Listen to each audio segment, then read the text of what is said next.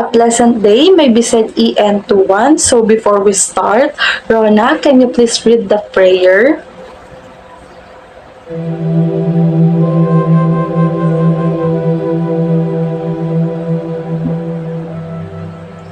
Okay, thank you so much, anak. So for our attendance, are there any absent today, Miss Secretary? Very good, class. Maintain your perfect attendance every day. So, how was everyone? Do you feel happy, sad, in love, and super happy? Will someone please unmute their mic and share what they mood today?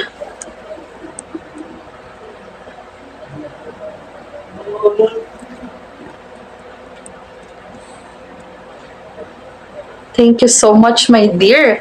I'm glad that most of you is in a positive mood. So next slide. Okay, for our classroom rules, let me remind you of our classroom rules. So first, keep your cameras turned on as much as possible. And the second one, raise your hands if you want to answer and kindly utilize our chat box. For the third bullet, keep your microphones muted unless necessary. Okay? May I ask everyone permission to record this session? If anyone doesn't want meeting to be recorded, please tell me, okay? Okay, thank you so much. Okay, before we proceed to our main topic today, let's have quick review for of our previous discussion. Who wants to share what we discussed in the last meeting? Yes, dear.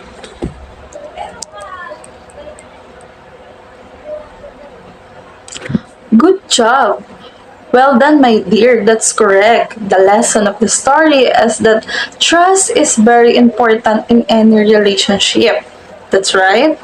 Seems like you understand the previous lesson very well, and it's good that you still remember. Now, let's jump to our next topic, which is bonsai, by Edith Tiempo. But before that, let's have the some motivational activity.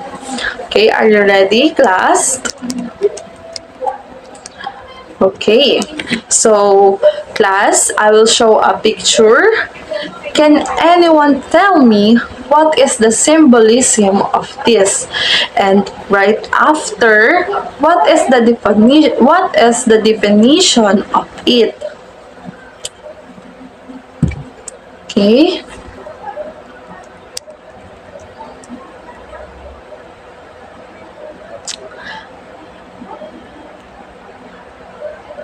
Great answer, my dear. Can anyone share to me what is the definition of love?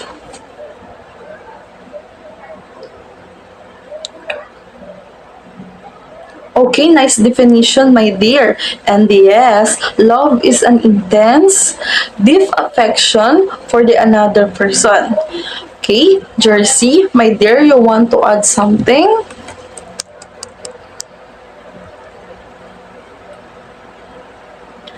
Excellent, Jersey. Love can also strong like for something or to like something a lot. I will give my own definition of terms of love. Okay, love is life, and if you miss love, you miss life. Everyone should feel the love not only for your boyfriend or girlfriend, but also for your family. Did you get, class? Send me a heart emoji if you're still there. Alright, it seems you listen well and I'm still there.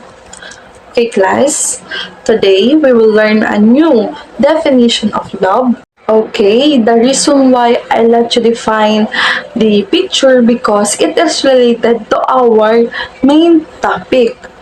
Okay. Can you please read the author background? Yes, Kathleen.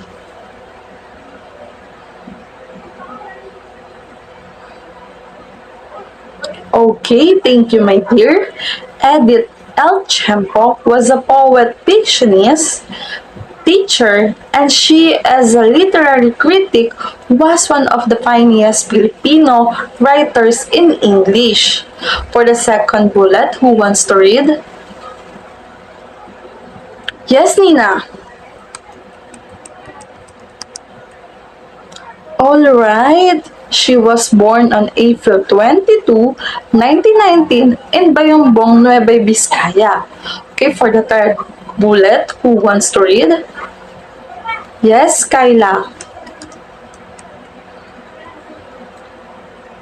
Thank you, my dear. Her poems are intricate verbal transfiguration of significant experiences as revealed. Okay, for the last bullet. Yes, Russell. Okay, thank you. Tiempo was morally profound because she is willing to bend and twist her morals in order to get her wants. Her language has been marked as a descriptive but unburdened by scrupulous detailing. Okay? So now let's move on to our poem by Edith L. Tiempo, which is one of her famous poem. It is Bonsai. Kathleen, please read the first stanza.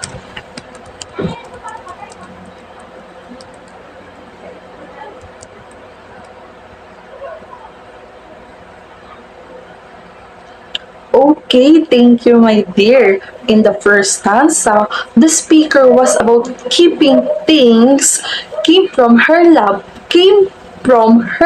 ones. Before she kept it, she pulled it first and keep it in a box, in a slit of hollow post, even in her shoe. In this part, the speaker is literally doing the keeping of object. Jehasil, please read the second stanza.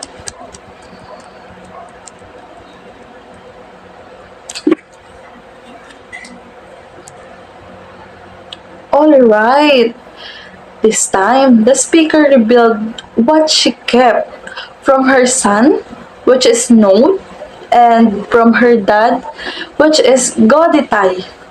Even the wrote a picture from a young queen and money bill. Okay? Those things she kept in a box or even in a hollow post in a slit. So what did you notice from the second stanza?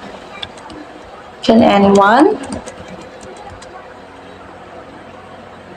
Nice answer, my dear.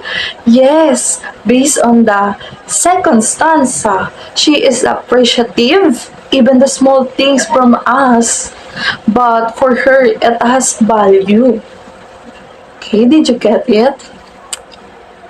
For the third and last, Alondra, please read.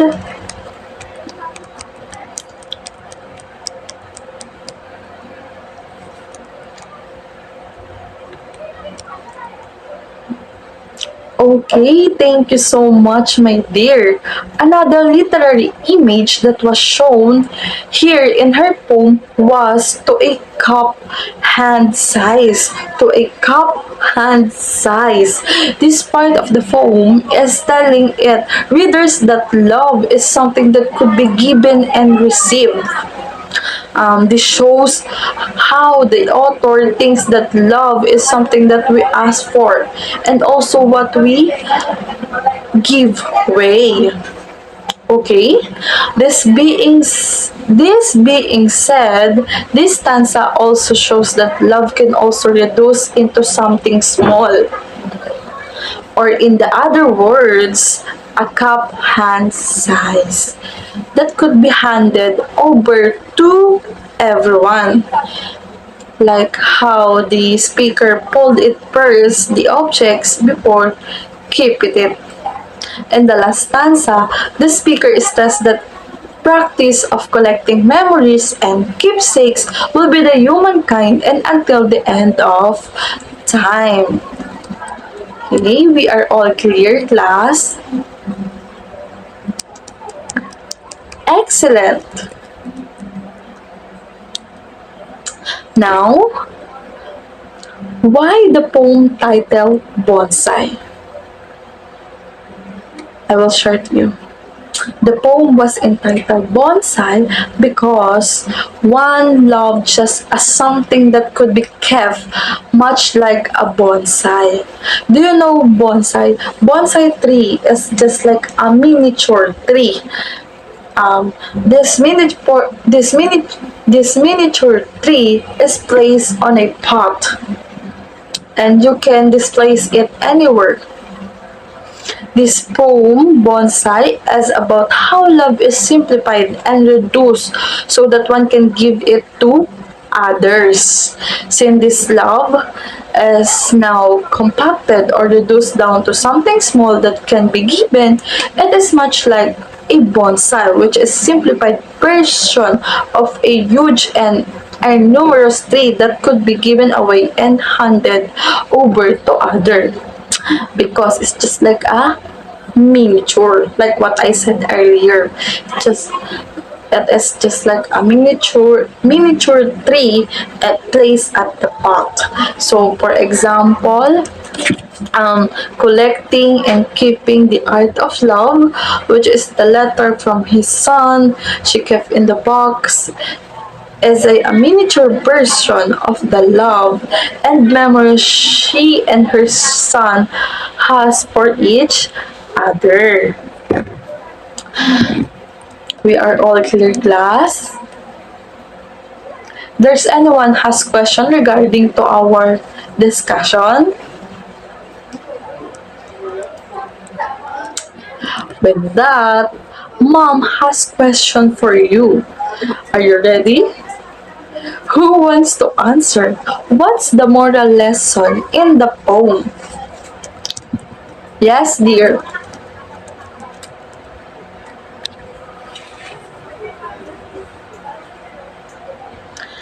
Excellent. You are right there.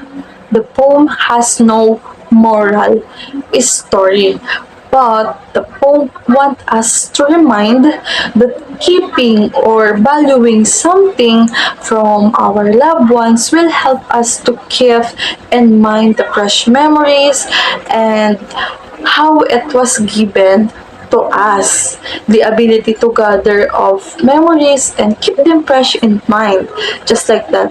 And heart by collecting it keepsake to represent them simply by the things or for example uh, the the gaditay of her dad simply in the things she can simply remember at the time her dad. Okay. Okay, now let us proceed to our activity. So I will divide you into 7 groups. That's group has 3 members, and once you raise your hands, you can share your answer. It must helping each other because it is groupings, right? Simply chat your group mates in a messenger and tell here in our G classroom your answer. So you can unmute if you want to share your answer. So here is my instruction. Okay, I will give you a question and you need to explain it.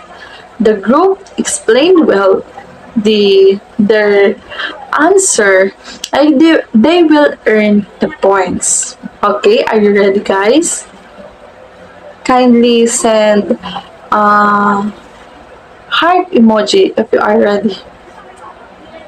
Okay, it seems like you are ready, very ready. Okay, for our first question, why the poem title Bonsai? I will give you 2 minutes to construct.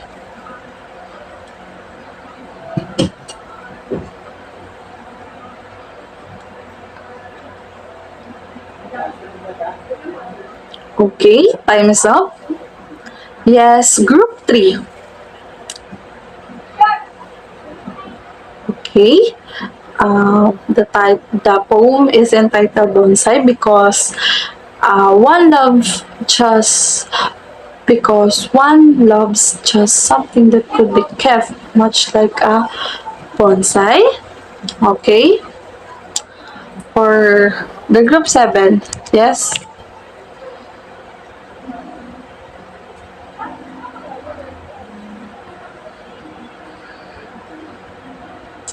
The group 7 will earn points, but no one answer is wrong in another group because group 7 said the love is now compacted or reduced down to something small that can be given. It is much like a bonsai, which is a simplified version of a huge and enormous tree that could be given away and handed over to others because it is just like a miniature. So, you will earn points. Okay? For the second question, what is the message of the poem? Okay, again, I will give you 2 minutes to construct your answer.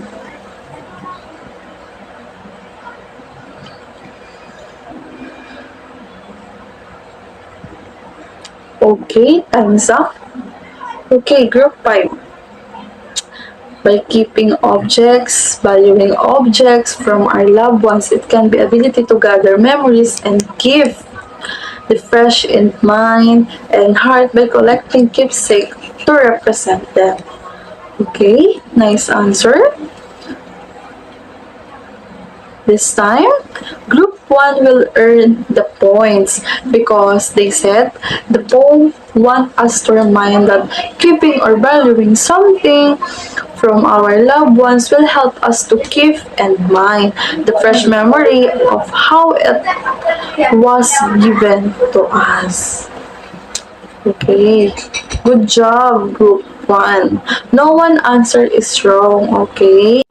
Okay, now let's do the summary of what we have learned today. Are you ready?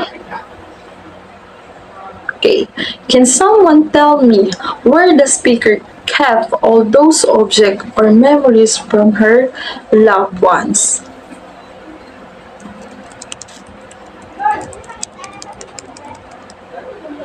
Yes, guys. Very good, my dear.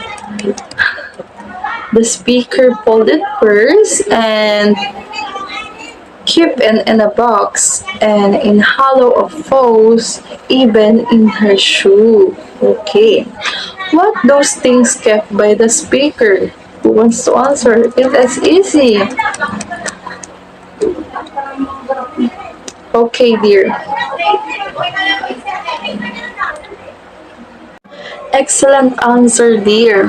Her son's note and her dad got it high, even the wrote picture from a young queen and even a money bill. She kept it. Do you believe she kept the money bill? Why not? Even until now, I will keep the money bill. Okay. What literary image that was shown here in the poem was to a cup hand size? Okay, who wants to answer? Yes, dear.